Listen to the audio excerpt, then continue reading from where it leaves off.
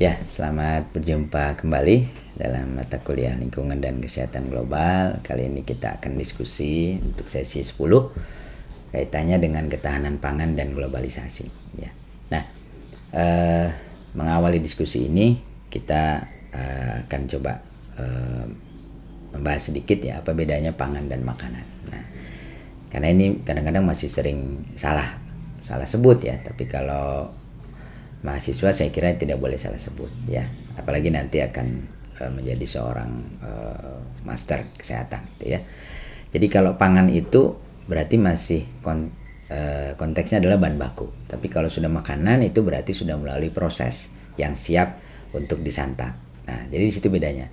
Tapi ada juga pangan yang bisa langsung disantap gitu, tapi ya itu tidak masuk dalam kategori ya kondisi yang secara umum gitu. Mungkin saja ada orang yang mengkonsumsi pangan langsung misalkan, tapi itu menjadi tidak umum gitu ya, atau tidak normal buat sekelompok masyarakat lain gitu ya. Nah, jadi dalam konteks era globalisasi ini otomatis jadi ketahanan pangan ya dalam konteks kesehatan masyarakat itu ya bukan hanya menyangkut nanti ketersediaan, tapi juga menyangkut tentang kualitas ya. Nah, jadi pangan ini merupakan kebutuhan dasar yang kesekian ya setelah air dan udara tentunya ya. Kebutuhan dasar hak asasi manusia itu ditanggung tuh, sehingga harapannya tidak boleh ada orang kelaparan sebenarnya begitu ya, karena ditanggung oleh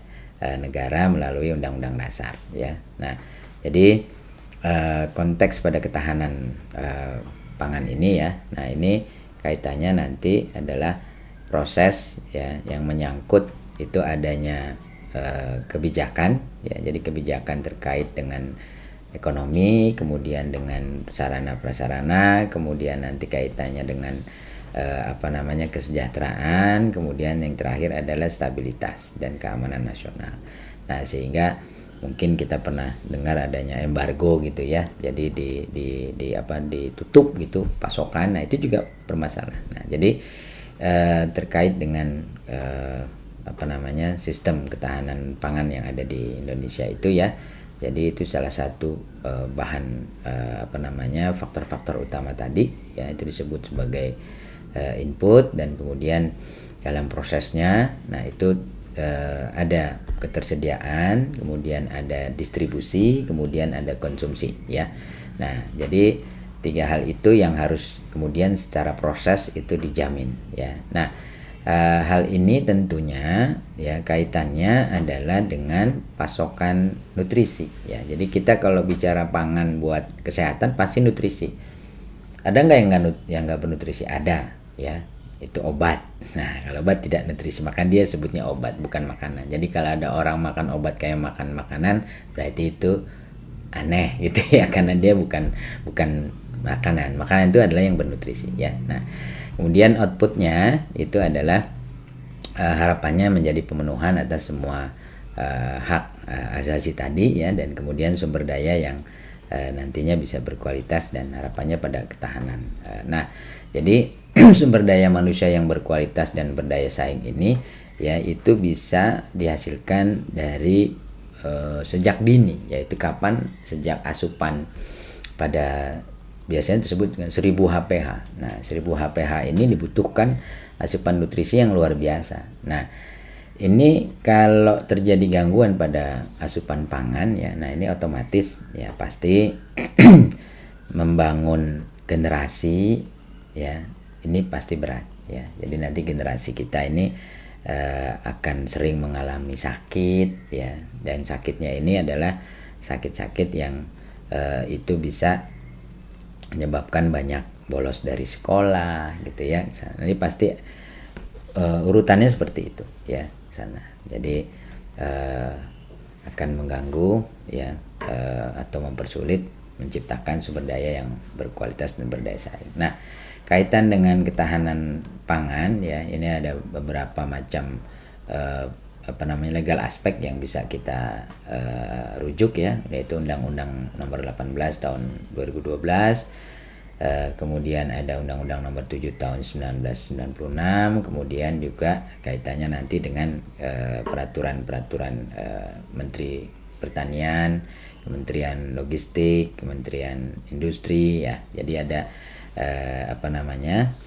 beberapa kementerian yang mungkin itu saling berhubungan gitu ya. Nah, aspek penting dari pengertian ketahanan pangan, nah ini dibagi menjadi dua sebenarnya, baik secara internal dan eksternal ya. Aspek internalnya itu adalah aspek ketersediaan, aspek stabilitas, kemudian aspek aksesibilitas dan konsumsi. Nah, secara eksternal ini udah pasti menyangkut ke semua bidang kehidupan kita, ekonomi, sosial, politik, dan terkait dengan aspek lingkungan ya. Nah, kemudian ada juga terkait dengan konsep kedaulatan pangan dan kemandirian pangan. Nah, kemudian juga termasuk salah satunya adalah konsep swasembada pangan. Nah, jadi swasembada pangan memang saat ini menjadi hal yang masih belum bisa sulit lah, bukan belum bisa, sulit ya, karena masih terkait dengan pola politik yang ada di Indonesia ya.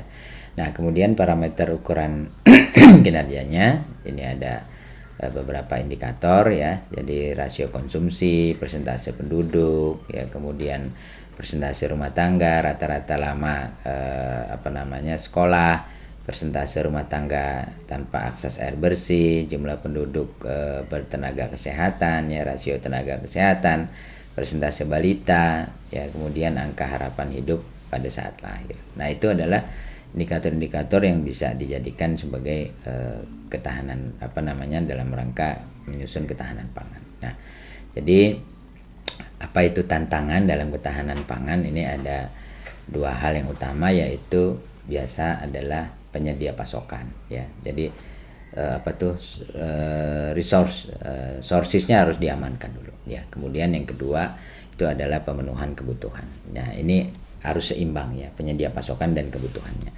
Oke, kemudian alternatif sebagai ketahanan pangan ya, ini juga diperlukan dengan harapan nanti itu kalau terjadi kepincangan tadi antara pemasok dan pemenuhan kebutuhan, nah itu diperlukan adanya sebuah strategi untuk memanfaatkan pangan secara optimal ya. Jadi ada diversifikasi, status gizi, dan juga terciptanya kemampuan untuk menjamin pangan secara swasembada ya. Nah, kemudian dampak kesehatan yang terjadi akibat ketahanan pangan yang terganggu ya, saya kira ini akan sangat beresiko ya, terkait dengan pertama adalah yang tadi saya sampaikan di awal, kita membangun sebuah generasi itu pasti dari tadi awal 1000 HPH katakan, itu kita udah lost tuh. Begitu kita lost di tahap itu, maka kita akan kehilangan berapa generasi sebenarnya ya. Nah, kemudian setelah pada 1000 HPH lanjut nanti pada remaja awal, mungkin remaja awal, remaja akhir, dewasa gitu ya, yang itu aktivitasnya tinggi. Nah, itu juga butuh nutrisi yang harus terjamin. Nah, jadi kan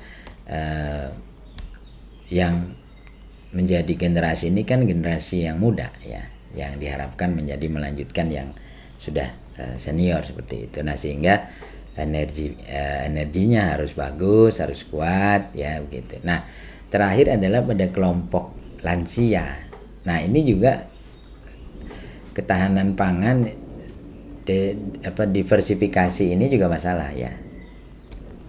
Harusnya dia diversifikasi itu semuanya ada, dia tinggal pilih pada momen tertentu. Tapi karena sebuah bencana dari globalisasi, tiba-tiba beras tidak ada, dia terpaksa makan singkong. Nah, ini bukan diversifikasi namanya, tapi ini bencana gitu ya. Nah, akhirnya nutrisinya udah pasti kurang ya, karena berbeda kalorinya, juga berbeda nutrisinya ya di sana. Nah, jadi secara kesimpulannya ya, ketahanan pangan itu adalah sebuah kondisi yang harus dipenuhi dan menjadi tanggung jawab negara ya, baik itu secara perseorangan maupun juga secara berkelompok ya, atau secara komunitas begitu ya.